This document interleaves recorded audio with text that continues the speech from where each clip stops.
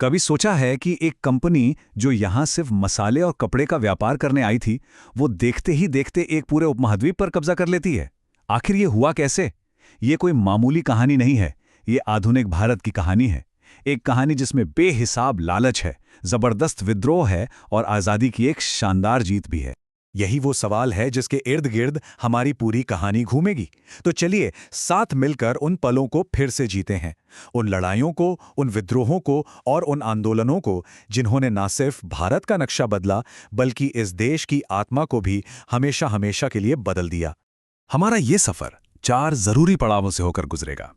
पहले हम देखेंगे कि कैसे व्यापारी शासक बन गए, फिर 1857 में विद्रोह की वो चिंगारी कैसे भड़की, उसके बाद एक राष्ट्र के तौर पर भारत का जन्म कैसे हुआ, और आखिर में गांधी के नेतृत्व में वो आखिरी लड़ाई जिसने एक साम्राज्य को घुटनों पर ला दिया।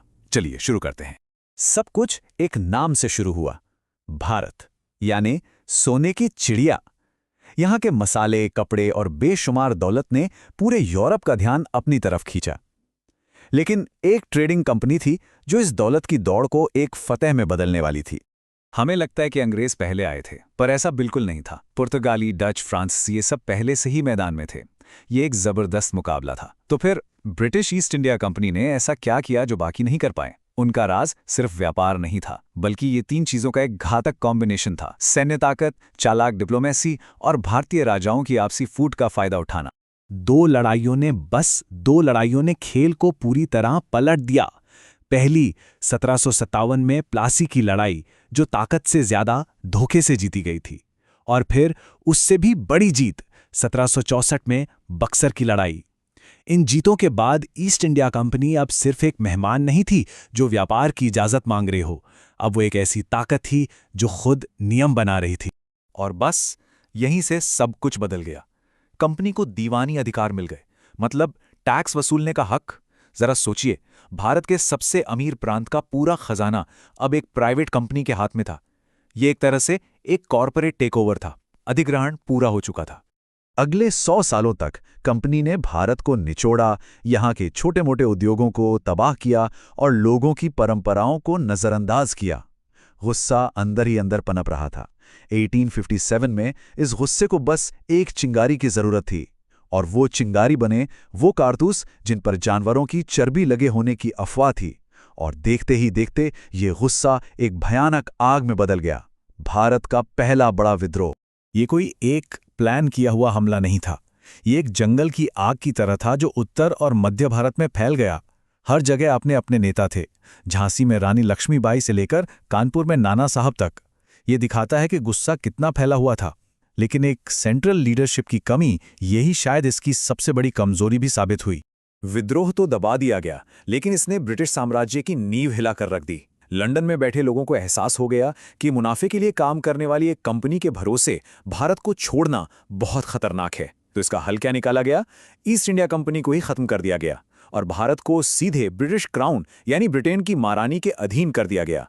कंपनी राज का दौर खत्म हुआ और ब्रिटिश राज का दौर अब ऑफिशियली शुरू हो गया था। 1857 का विद्रोह भले ही नाकाम रहा हो, पर उसने एक नई चीज को जन्म दिया, एक संगठित भारत का आइडिया। अब लड़ाई का मैदान बदल गया था। लड़ाई अब तोप और तलवारों से नहीं, बल्कि सभाओं में और अखबारों में लड़ी जाने लगी। हथियार अब तलवार नहीं, बल्कि राजनीतिक तर्क थे। इस नए दौर का सबसे बड़ा सिंबल था 1885 में बनी इंडियन नेशनल कांग्रेस। और मजे की बात यह है कि इसे बनाने वालों में एक अंग्रेज ए.ओ. ह्यूम भी था। शुरुआत में ये एक ऐसा ग्रुप था जो बस कुछ अधिकारों की मांग कर रहा था, लेकिन आगे चलकर यही वो ताकत बनी जिसने पूर्ण स्वराज यानी पूरी आजादी की मांग की। 20वीं सदी की शुरुआत बड़े तूफानों के साथ हुई। 1905 में लॉर्ड कर्जन में बंगाल को बांटने की कोशिश की। ये बांटों और राज करो की एक चाल थी जो उल्टी पड़ गई और जबरदस्त विरोध प्रदर्शन हुए। इसी तनाव के बीच 1906 में मुस्लिम लीग बनी, और तो और कांग्रेस भी 2 हिस्सों में बंट गई। नरम दल जो याचिकाओं में विश्वास करते थे और गरम दल जो सीधी कार्रवाई चाहते थे। मतलब स्टेज अब एक नए तरह के लीडर के लिए पूरी तरह तैयार था। और इसी उथल पुथल के माहौल में 1915 में एक नए शख्स की एंट्री होती है। एक वकील जो दक्षिण अफ्रीका में अहिंसा के हथियार को आजमा कर आया था, मोहनदास करमचंद गांधी। उनकी भारत वापसी आज़ादी की लड़ाई को कुछ पढ़े लिखे लोगों की बहस से निकालकर आम जनता का आंदोलन बनाने वाली थी। गांधी ने आते ही कोई बड़ा राष्ट्रीय आंदोलन नहीं शुरू किया। पहले उन्होंने देश को समझा, घूमे, लोगों से मिले। उनकी पहली लड़ाइयां लोकल थीं, चंपारण में नील के किसानों के लिए, खेड़ा में लगान से परेशान किसानों के लिए और अहमदाबाद में मिल मजदूरों के लिए। ये उनके सत्याग्रह के टेस्टिंग ग्राउंड्स थे। उन्होंने साबित कर दिया कि अहिंसा का मतलब चुप बैठना नहीं, बल्कि ये एक बहुत शक्तिशाली हथियार है। इन छोटी जीतों के बाद गांधी अब पूरे देश को एक साथ लाने के लिए तैयार थे और फिर विरोध की 3 बड़ी लहरों ने ब्रिटिश राज को हिला दिया। पहला, असहयोग आंदोलन, जिसमें भारतीयों ने अंग्रेजों के साथ सहयोग करना ही बंद कर दिया। फिर सविनय अवज्ञा आंदोलन, जिसका चेहरा बना मशहूर दांडी मार्च। और आखिर में 1942 में आखिरी और सबसे बड़ी पुकार, भारत छोड़ो आंदोलन। ये एक साफ संदेश था कि अब अंग्रेजों का समय खत्म हो गया है। भारत छोड़ो आंदोलन का दबाव और दूसरी तरफ वर्ल्ड वॉर II में कमजोर हो चुके ब्रिटेन, अब उनके पास भारत को संभालने की ताकत नहीं बची थी। अब चीजें बहुत तेजी से हुईं, बैठकें, बातचीत और फिर आखिरी वाइसरॉय लॉर्ड माउंटबेटन का आना, जिनका एक ही काम था, अंग्रेजों की वापसी को मैनेज करना। आज़ादी की उल्टी गिनती शुरू हो चुकी थी।